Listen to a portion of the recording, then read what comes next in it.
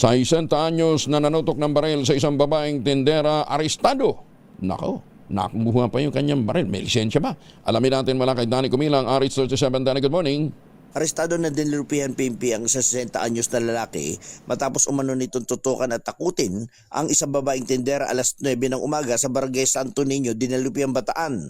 Nakumpiska mula sa sospek ang isang unit ng Ingram M11 9mm na baril na may serial number at may nakakasang magasin na kargado ng 8 bala ng 9mm. Natagpuan sa loob ito ng kanyang itim na slim bag.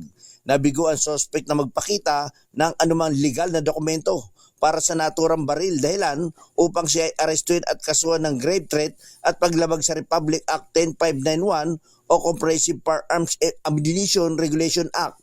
Ayon dito kay Colonel Martes Salvadora, Provincial Director ng Bataan Police Provincial Office, mahigpit ang direktiba na arestuin ang sinumang mahuhuling may hawak na loose firearms at kumpiskahin ang mga ito upang maprotektahan ang publiko at mapanatili ang kapayapaan at kaayusan sa lalawigan.